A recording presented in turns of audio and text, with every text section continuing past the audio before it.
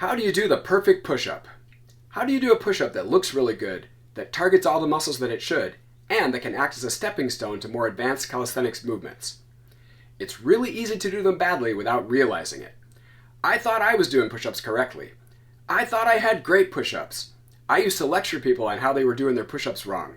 But then I watched videos of myself doing them and discovered that I was doing something obviously wrong, but something that's easy to miss unless you actually watch yourself.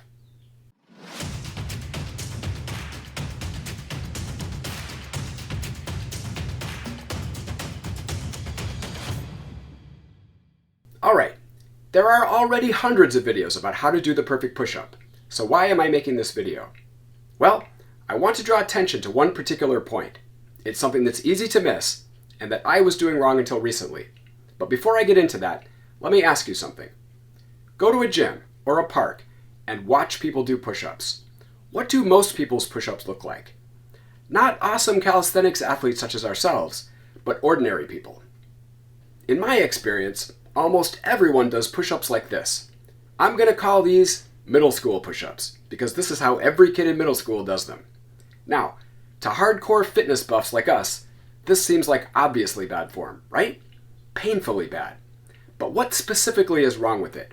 Why is it bad? Well, for one thing, it looks funny.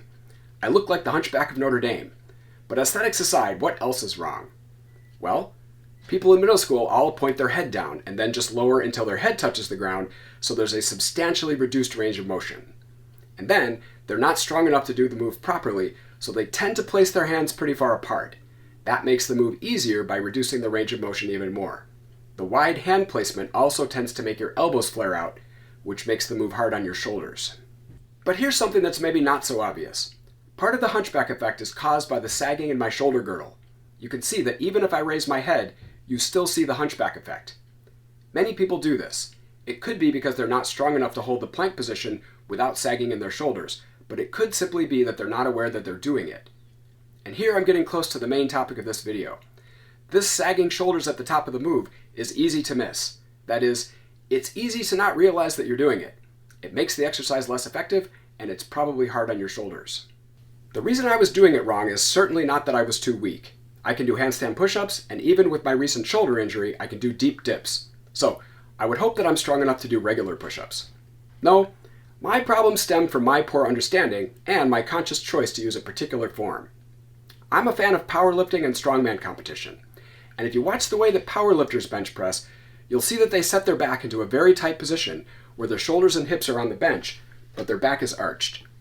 This is partly to maximize leg drive and partly to minimize the distance that the bar has to travel.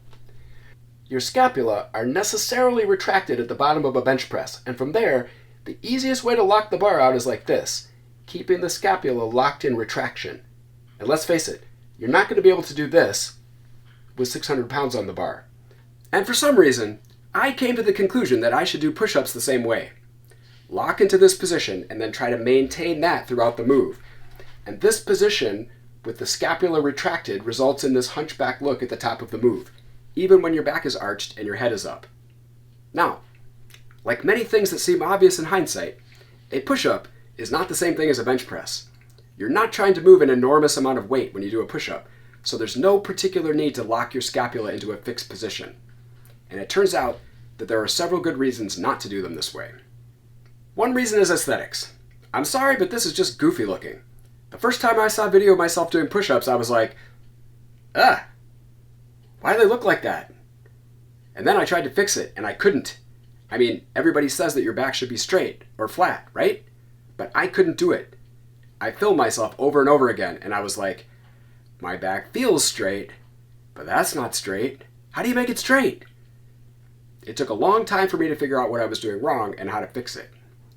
So for me, the big problem was that I was used to keeping my scapula forcibly retracted during the whole move, and that causes this kind of thing at the top. The solution is to actively protract your scapula as you approach the top of the push-up. And in trying to figure this out, I learned something interesting. The main muscles that protract the scapula are the serratus anterior. Who knew?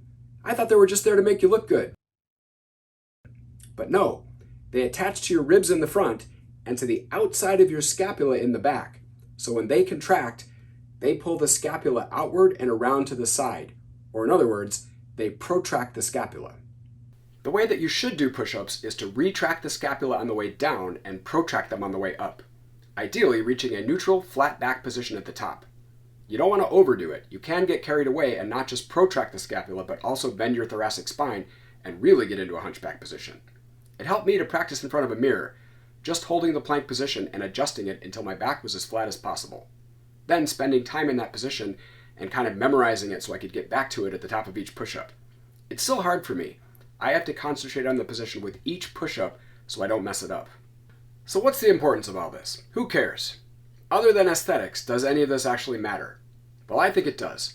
I'm going to give you 3 reasons why you should care about doing push-ups with this form, the form that all the experts say is the correct form. The first reason is that this actually makes push-ups a better exercise. If you look at these pictures of the top position, you can see that pushing into the scapula protracted, flat-backed position actually lifts your upper body higher. Your center of mass moves more, therefore you're doing more work in the exercise. And specifically, you'll be working the muscles, like the serratus anterior, that are involved in moving your body from a slightly arched scapula retracted position to a slightly hollow scapula protracted position. The second reason is that doing push-ups this way makes them a better bridge to more advanced movements. A planche also involves holding this protracted scapula hollow position. And holding that position in a planche is really, really hard. So, if you want to move from regular push-ups to pseudo-planche push-ups, you really want to be hitting that position at the top of each rep so that you work the muscles involved. And the third reason is reduced risk of injury. Especially if you're moving to more advanced moves like the pseudo-planche push-up, you really want your scapula to be protracted. Probably part of the reason I injured my shoulder while working on planches was that I was a little bit sunk in my shoulders, meaning that my scapula were somewhat retracted. And it's probably true that for simple push-ups, it might not matter that much exactly what your shoulder position is.